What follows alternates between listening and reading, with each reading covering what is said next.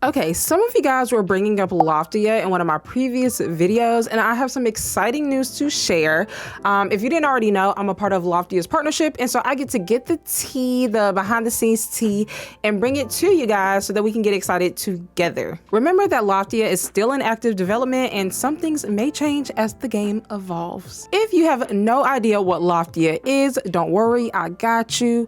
It's a new cozy multiplayer world where you connect, farm, craft, explore, decorate, and make an impact together. Your entire life in the game is in the sky on floating islands, and you're able to create your character and your home with a wide variety of options and aesthetics. You get to adopt animals and work together on community projects. This game is really all about togetherness. A lot of you guys were wondering, where are the safe multiplayer games?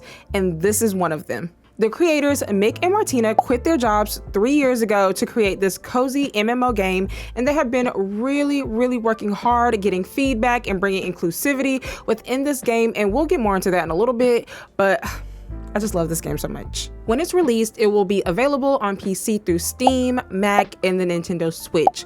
You will not be able to play offline, and so you will need a Nintendo Switch Online membership if you're going to be playing on that, which is $20 for the year. There will be no romance in the game, just friendship building, so just a heads up with that. And Loftia will be a pay-to-play game and will have microtransactions, but only for cosmetics, and will be free of pay-to-win gameplay mechanics. So basically you just buy the game, get mostly everything in it, but cosmetics you will have to, buy in the game. And the supported languages are English, US and UK, Chinese simplified, French, Spanish, Japanese, Brazilian Portuguese, German, Korean, and Italian.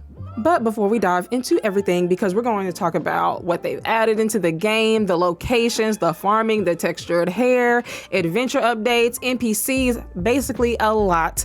Welcome to another episode of the Cozy Arcade Weekly, where we talk about gaming news, gaming events, and a little bit of tech. And if that's something that you're interested in, please consider subscribing. I would really appreciate it. Okay, let's go. Okay, first we're going to talk about setting. Stick with me. Getting this feature to work, as simple as it sounds, is actually a lot of effort, especially in a multiplayer world, so that you don't have players teleporting or sitting through objects. You know what I'm talking about. So this feature is officially in, and you'll now be able to sit on benches, pillows, mats on the ground, and furniture in your house.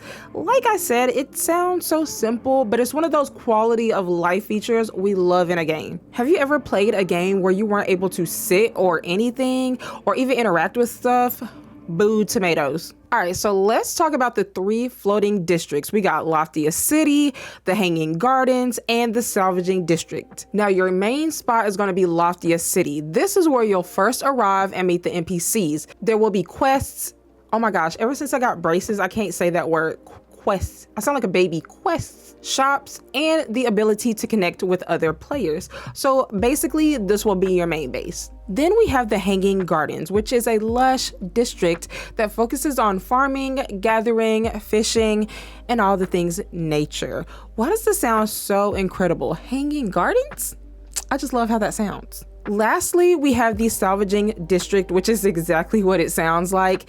It's an urban district where you'll salvage materials, experiment with technology, and uncover remnants of the past. I actually really like how it's all separated and clear. Like, you'll go to the Hanging Gardens if you want to farm, but you go to the Salvaging District if you want to collect materials, and then go back to Loftia City as your base. I really like that. Now, within the Salvaging District, there are actually several smaller neighborhoods, such as Concrete Jungle, which is more post-apocalyptic, where you'll find moss-covered structures, broken down buildings, and a lot of damage. Here, you will explore to uncover the story of what happened.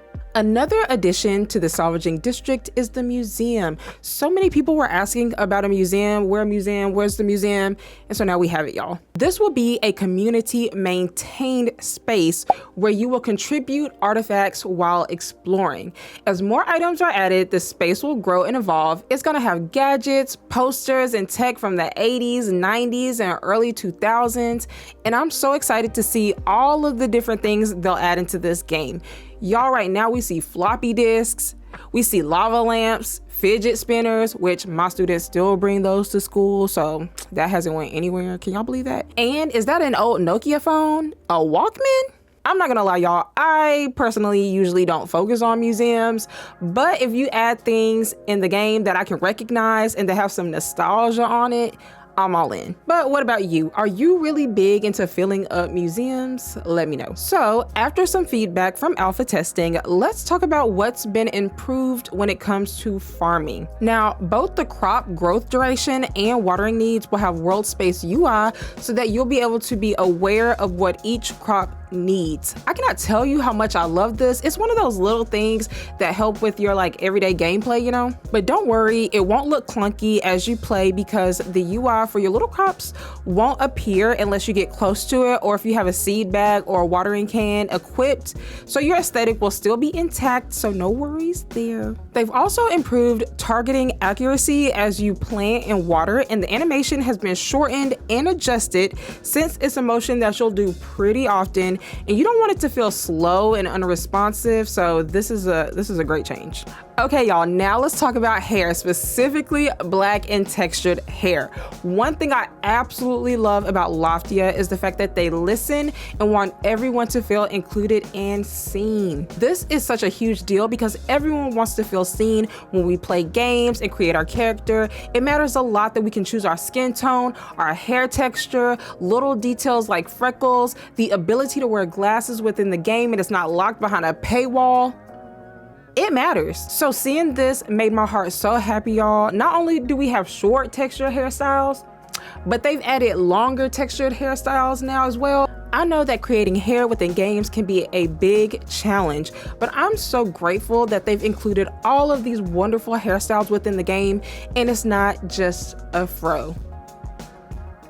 Now let's talk about collaboration. Loftia is an MMO where the world is built together by the players. So they're currently developing community projects, server-wide objectives where players work together to unlock new areas, construct buildings, or activate new gameplay features. Remember, this game is all about working together. There will be a contribution screen to show how the project is progressing, what stage it's at, and the description. When the project is complete, the UI will shift to a completion state and any community reward will be unlocked. This is so cute and will be so satisfying to see, and I'm excited to work together with y'all to create some buildings and unlock some new areas. Okay, now let's get into the cozy form of dungeons and raids. Adventures will be another major part of Loftia's world, but instead of slaying monsters, you will have 5-player minigames where you and your squad will solve puzzles, complete challenges, and explore beautiful islands